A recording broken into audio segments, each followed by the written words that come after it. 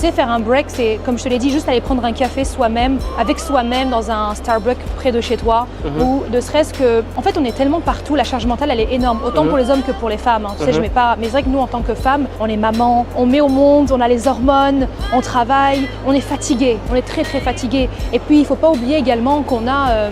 moi, j'ai beaucoup de salariés.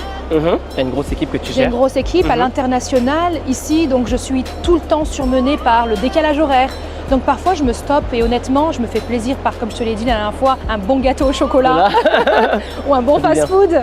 Tu vois, c'est des choses qui sont tellement simples, ça va te coûter de quoi, 20 $? 20 $. Et tu es content à la fin de la journée. Et puis tu vas te rebrancher et là tu reprends. Et là, c'est quelque chose que j'aime faire, c'est marcher toute seule au centre commercial et me rappeler qu'il y a quelques années, quand je vivais à Abu Dhabi et que je venais dans les centres commerciaux comme ça, j'avais rien. T'avais rien. J'avais que dalle et je rêvais de tout ça.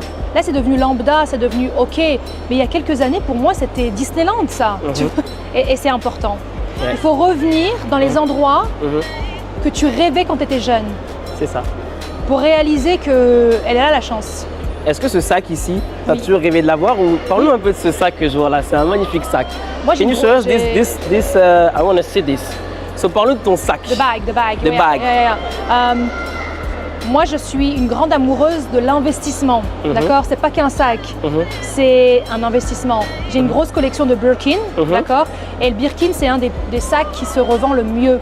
Donc, quand tu arrives à le choper chez Hermès, et si tu as envie de le revendre à l'extérieur, tu te fais une plus-value de dingue. Wow. Donc, c'est un investissement. Si demain j'ai un souci financier, c'est un peu comme les montres, je sais que je peux en revendre un.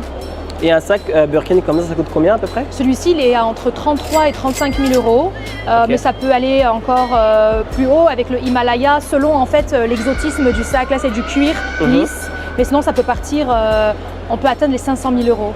Exactement, donc c'est pour ça qu'on est dans des beaux malls comme ça. Ouais. On voit qu'il y a plusieurs grosses marques qui sont présentes. Tout à fait. Et c'est comme ça, en fait, c'est ici. Est-ce que justement à Dubaï, au niveau des sacs, c'est plus facile à accéder ou c'est plus en Europe? Non, c'est compliqué. Moi, je les ai tous eus aux États-Unis.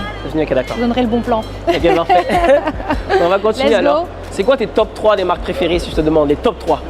Je dirais Hermès, après il y a Chanel et puis Dior, Dior, ok. que j'aime beaucoup. En bijoux, j'aime beaucoup Van Cleef & Arpels. Oh, c'est magnifique. Voilà, Cartier. Ouais.